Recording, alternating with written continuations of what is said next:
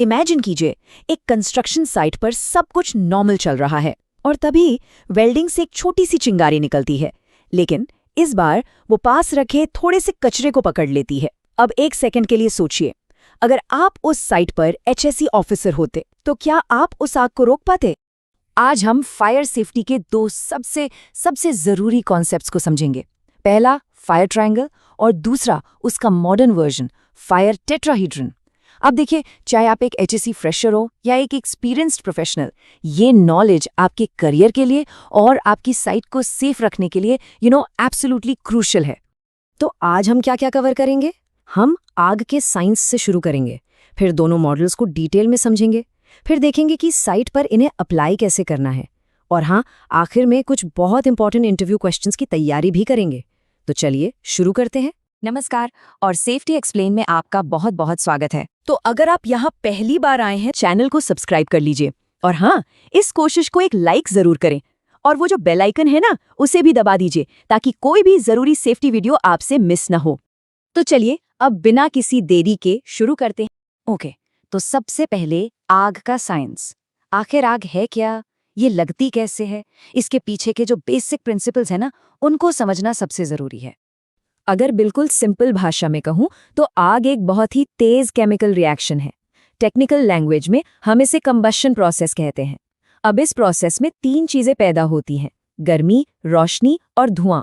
और इसकी खास बात यह है कि ये रिएक्शन ना एक बार शुरू हो जाए तो खुद ब खुद चलती रहती है जब तक इसे जरूरी चीजें मिलती रहें। अब आते हैं उस मॉडल पर जो आप मानिए पिछले 100 सालों से फायर सेफ्टी की फाउंडेशन रहा है। ये है द क्लासिक फायर ट्रायंगल। तो फायर ट्रायंगल हमें 3 जरूरी चीजें बताता है: फ्यूल यानी ईंधन, ऑक्सीजन और हीट यानी गर्मी। इसे ट्रायंगल इसलिए कहते हैं क्योंकि जैसे एक ट्रायंगल की 3 साइड्स होती हैं, वैसे ही आग के लिए ये 3 एलिमेंट्स जरूरी हैं। अगर आप इनमें से एक को भी हटा देंगे ना, तो आग बुझ जाएगी, बिल्कुल एक टूटे हुए ट्रायंगल की तरह। सिंपल। तो पहला एलिमेंट है फ्यूल।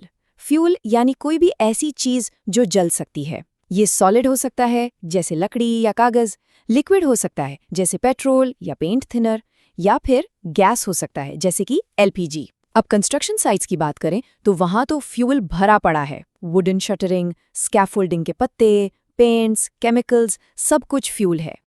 दूसरा एलिमेंट है ऑक्सीजन, जो आग को जलने में हेल्प करता है। जो हवा हम सांस लेते हैं उसमें लगभग 21% ऑक्सीजन होती है। इंटरेस्टिंगली, आग को जलते रहने के लिए कम से कम 16% ऑक्सीजन चाहिए। इस ऑक्सीजन को हटाने के प्रोसेस को हम स्मदरिंग कहते हैं, जैसे फायर ब्लैंकेट डालना या CO2 एक्सटिंग्विशर यूज करना। ये बेसिकली आग का दम घोट देते हैं। और अब तीसरा एलिमेंट, हीट यानी गर्मी। ये वो एनर्जी है, वो चिंगारी है जो पूरे प्रोसेस को शुरू करती है। कंस्ट्रक्शन साइट्स पर तो इसके सोर्सेस अनगिनत हैं।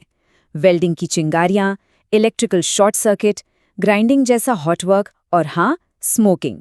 हीट को हटाने का सबसे कॉमन तरीका है कूलिंग, यानी पानी डालकर उसे ठंडा करना। तो फायर ट्रायंगल का पूरा कॉन्सेप्ट, पूरा फलसफा बिल्कुल साफ है।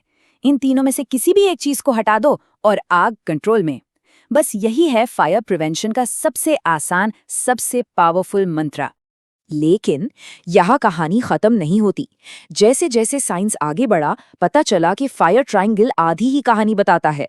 एक बहुत ही जरूरी हिस्सा अभी भी मिसिंग था, और इससे जन्म हुआ फायर टेट्राहीड्रन का। इससे हमें समझ में आता है कि आग के बारे में हमारी अंडरस्टैंडिंग कैसे इवॉल्व हुई है। देखिए, फायर ट्रायंगल बताता है कि आग शुरू कैसे होती है, लेकिन फायर टेट्राहीड्रन समझाता है कि आग जलते कैसे रहती है। बेसिकली हम एक 2D शेप से एक 3D शेप की तरफ बढ़ गए, जिसमें एक चौथा बहुत ही क्रूशियल एलिमेंट है।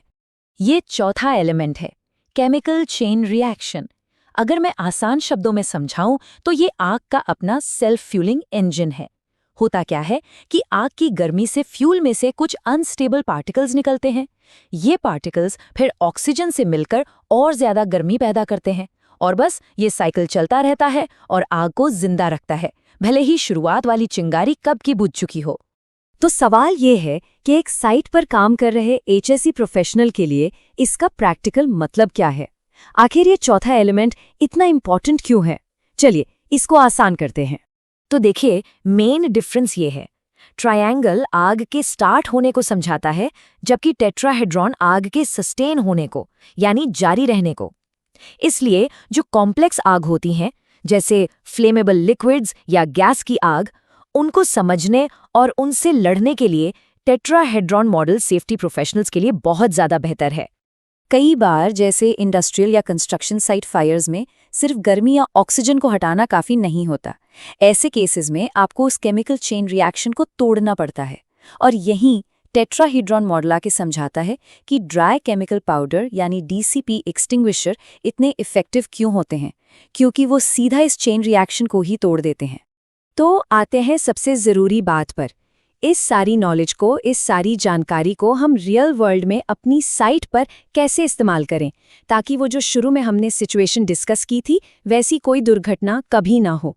एक बहुत ही इंपॉर्टेंट सेफ्टी प्रोसीजर है हॉट वर्क परमिट सिस्टम। आप गौर से देखिए, इसका हर एक स्टेप सीधे सीधे फायर टेट्राहेड्रॉन के एलिमेंट्स को कंट्रोल करने से जुड़ा है।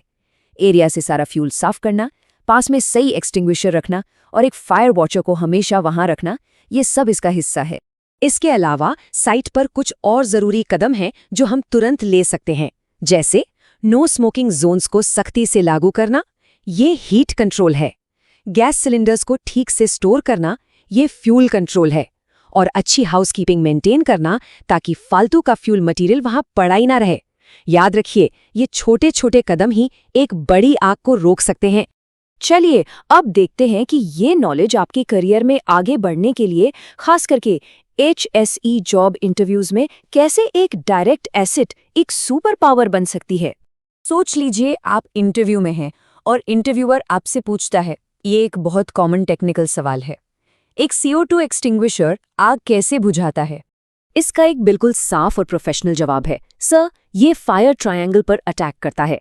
ये उस जगह से ऑक्सीजन को डिस्प्लेस कर देता है, यानी हटा देता है, जिससे आग स्मदर हो जाती है, मतलब उसका दम घुट जाता है।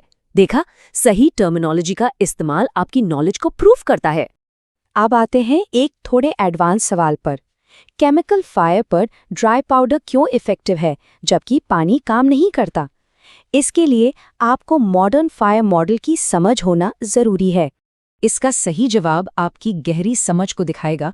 सर, इसका रीजन फायर टेट्राहेड्रॉन में है। ड्राई पाउडर उस केमिकल चेन रिएक्शन को इंटरप्ट करता है, यानी तोड़ देता है।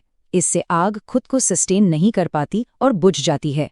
जैसे ही आपने चेन रिएक्शन का जिक्र किया, आपने अपनी एक्सपर्टीज साबित कर दी। तो हमेशा याद रखिए, सेफ्टी सिर्फ कुछ रूल्स की किताब नहीं है, ये एक जिम्मेदारी है, आपकी, मेरी, हम सबकी। इस जानकारी को सिर्फ जानना नहीं, बल्कि इसे समझना और हर रोज इस्तेमाल करना ही एक सच्चे सेफ्टी प्रोफेशनल की पहचान है। अगर इस जानकारी से सुरक्षा को बेहतर बनाने में मदद मिली हो तो इसे लाइक करें, अपने सहकर्मियों के साथ शेयर करें और अधिक जानकारी के लिए सब्सक्राइब करना ना भूलें।